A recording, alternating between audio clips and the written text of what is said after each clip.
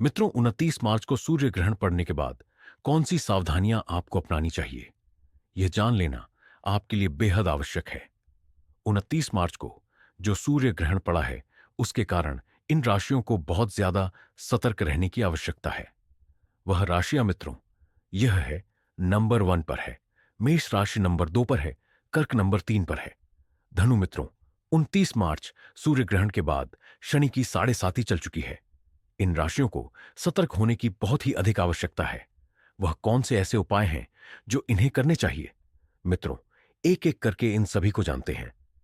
हे मेरे शनिदेव महाराज, जो भी मेरे चैनल को सब्सक्राइब करें, उसकी मनोकामना अवश्य पूरी करना और उसके जीवन में सुख समृद्धि हमेशा बनाए रखना। सूर्य ग्रहण एक महत्वपूर्ण खगोलीय घटना है जिसका प्रभाव विभिन्न राशियों पर अलग अलग पड़ता है। ग्रहण के दौरान कुछ विशेष उपाय और सावधानियां अपनाने से नकारात्मक प्रभावों को कम किया जा सकता है और सकारात्मक ऊर्जा को बढ़ाया जा सकता है। अक्स, मेष राशि, एरीज, करने योग्य कार्य, ध्यान और योग करें। इस अवधि में मानसिक शांति बनाए रखने के लिए ध्यान और प्राणायाम करें। हनुमान जी की उपासना करें। ग्रहण के दौरान हनुमान चालीसा का पाठ करें और एयूएम रामदूताय नमः मंत्र का जाप करें। दान पुण्य करें। जरूरतमंदों को लाल वस्त्र, मसूर दाल और गुड़ का दान करें। सूर्य मंत्र का जाप करें। एयूएम सूर्याय नमः मंत्र का जाप करने से ग्रहण के बुरे प्रभाव कम होंगे। गंगा जल का छिड़काव करें। घर में सकारात्मक ऊर्जा बनाए रखने के लिए गंगा जल का छिड़काव करें। क्या न करें? महत्वपूर्ण निर्णय न लें, खासकर करियर और व्यवसाय से जुड़े। धन संबंधी बड़े निवेश न करें। वाद विवाद से बचें और गुस्से पर नियंत्रण रखें। 2 कर्क राशि, कैंसर, करने योग्य कार्य, शिव जी की आराधना करें। एयूएम नमः शिवाय मंत्र का जाप करें और शिवलिंग पर जल चढ़ाएं। ग्रहण के बाद स्नान करें। ग्रहण समाप्त होने के बाद पवित्र स्नान करें और स्वच्छ वस्त्र धारण करें। गरीबों को भोजन कराएं। इस दिन अन्नदान करना विशेष रूप से शुभ माना जाता है। पानी से जुड़े कार्य करें। यदि संभव हो तो जल स्रोतों, तालाब, नदी की सफाई करें या किसी को पानी पिलाने की सेवा करें। गायत्री मंत्र का जाप करें। एयूएम भूर्भुवः स्वः तत्सवितुर्वरेण्यम भर्गो देवस्य धीमहि धियो यो नः प्रचोदयात्। क्या न करें? इस दौरान किसी से उधार न लें और न दें। अपने स्वास्थ्य को नजरअंदाज न करें। खान पान का विशेष ध्यान रखें। कोई भी नया कार्य शुरू करने से बचें। 3 धनु राशि, सजिटारियस, करने योग्य कार्य, भगवान विष्णु की पूजा करें। ग्रहण के दौरान एयूएम विष्णुवे नमः मंत्र का जाप करें और विष्णु सहस्रनाम का पाठ करें। तीर्थ स्नान करें। यदि संभव हो तो किसी तीर्थ स्थल पर स्नान करें या घर पर गंगा जल से स्नान करें।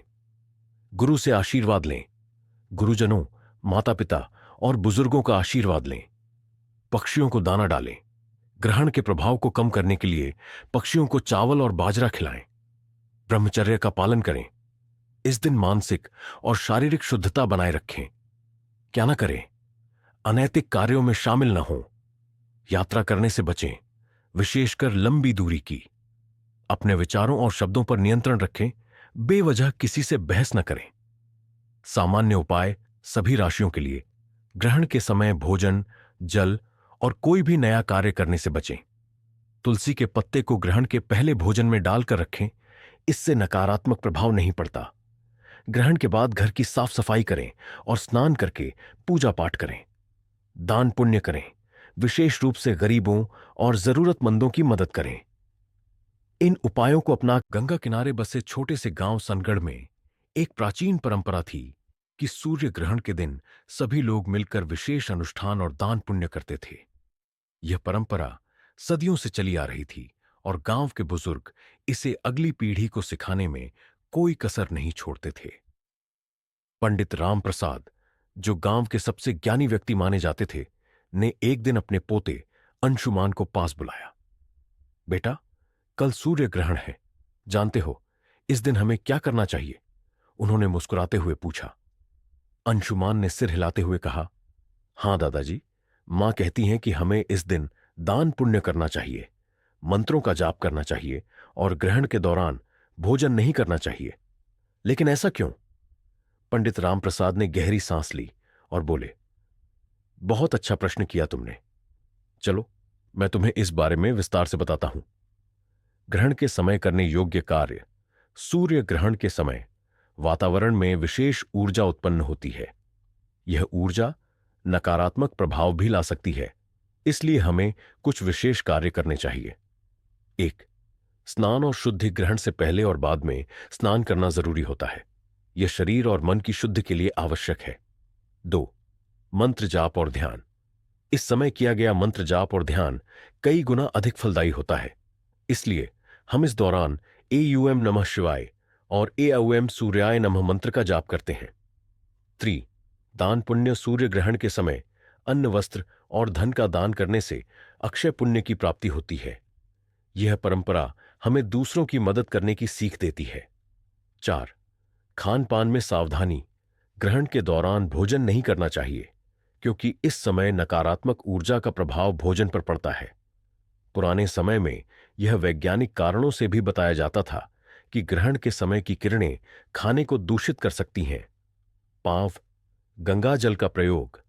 इस दौरान पानी और खाने की चीजों में गंगा जल डालने की परंपरा है, ताकि वह शुद्ध बनी रहे।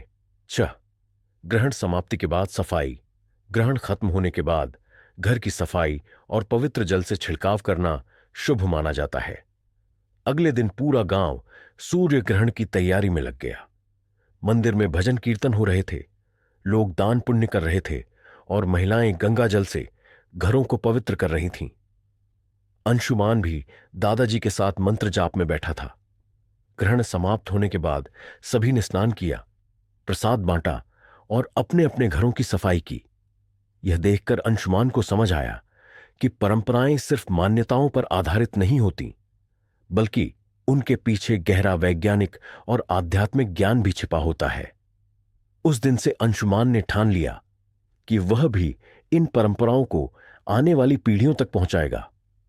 परंपराएं केवल आस्था का विषय नहीं होती, बल्कि उनमें जीवन जीने की कला भी छिपी होती है, जो हमें प्रकृति के नियमों के साथ संतुलन बनाकर जीना सिखाती है। यह कहानी सूर्य ग्रहण के दौरान किए जाने वाले कार्यों और उनकी मान्यताओं को रोचक तरीके से प्रस्तुत करती है। यदि आप इसमें कोई और जानकारी जोड़ना चाहते हैं या इससे और विस्तृत करना चाहते हैं तो मुझे बताइए। बहुत समय पहले की बात है। मगध राज्य में एक महान राजा चंद्रसेन शासन करते थे। वे बहुत ही बुद्धिमान और प्रजा के प्रिय राजा थे। उनके राज्य में हर विषय पर ज्ञान प्राप्त करने के लिए विद्वानों को बुलाया जाता था। एक दिन राजपुरोहित ने घोषणा की, कल सूर्य ग्रहण लगेगा, इसलिए सभी लोग अपने घरों में रहें और धार्मिक कार्य करें। राजा चंद्रसेन ने यह सुना और उनके मन में प्रश्न उठा, सूर्य ग्रहण आखिर क्यों पड़ता है और इसका क्या प्रभाव होता है? राजा चंद्रसेन ने अपने दरबार में विद्वानों को बुलाया और उनसे पूछा, मुझे यह बताओ कि सूर्य ग्रहण क्यों होता है? पहले राजपुरोहित ने उत्तर दिया, महाराज, यह राहु और केतु के प्रकोप के कारण होता है। यह एक पौराणिक घटना है जिसमें राहु सूर्य को ग्रस लेते हैं। इस समय हमें पूजा पाठ करना चाहिए ताकि बुरे प्रभावों से बच सकें। राजा ने सिर हिलाया। फिर उन्होंने अपने राजगुरु वशिष्ठ से पूछा, गुरुदेव, क्या इसका कोई और वैज्ञानिक कारण भी है? राजगुरु ने मुस्कुराते हुए उत्तर दिया, महाराज, वास्तव में सूर्य ग्रहण तब होता है जब चंद्रमा पृथ्वी और सूर्य के बीच आ जाता है, जिससे सूर्य का प्रकाश हम तक नहीं पहुंचता। इसे खगोलीय घटना कहा जाता है। राजा चंद्रसेन को यह सुनकर बहुत आश्चर्य हुआ कि एक ही घटना के दो अलग अलग व्याख्यान हो सकते हैं। उन्होंने सोचा कि अगले दिन सूर्य ग्रहण के समय राजा ने अपने महल में एक सभा आयोजित की। उन्होंने राज्य के सभी नागरिकों को बुलाया और कहा, आज का दिन महत्वपूर्ण है। हम सूर्य ग्रहण के दौरान दोनों दृष्टिकोणों से इसे समझेंगे। उन्होंने राजपुरोहित से कहा, आप अपने अनुसार पूजा पाठ करें और मंत्रों का जाप करें। फिर उन्होंने राजगुरु से कहा, आप हमें यह बताएं कि यह ग्रहण कैसे होता है और इसका वैज्ञानिक आधार क्या है। राजगुरु ने सभी को सूर्य, चंद्रमा और पृथ्वी की गति को चित्रों के माध्यम से समझाया। उन्होंने बताया कि यह एक स्वाभाविक घटना है और इससे डरने की कोई आवश्यकता नहीं है। जब ग्रहण समाप्त हुआ तो राजा ने सभी से कहा, हमारे समाज में आस्था और विज्ञान दोनों का स्थान है। हमें पौराणिक कथाओं से सीखना चाहिए, लेकिन विज्ञान को भी समझना चाहिए। भय की जगह हमें ज्ञान को अपनाना चाहिए। उस दिन से मगध राज्य में यह परंपरा बन गई कि सूर्य ग्रहण के समय लोग धार्मिक कार्यों के साथ साथ विज्ञान को भी महत्व देते थे। यह राजा चंद्रसेन की दूरदृष्टि और ज्ञान की प्यास का परिणाम था। ज्ञान केवल परंपराओं से नहीं, बल्कि जिज्ञासा और सत्य की खोज से प्राप्त होता है। यह एक नई और रोचक कहानी है जिसमें सूर्य ग्रहण को लेकर राजा चंद्रसेन की जिज्ञासा और सीख को प्रस्तुत किया गया है। यदि आप इसमें कोई और बदलाव चाहते हैं तो मुझे बताइए।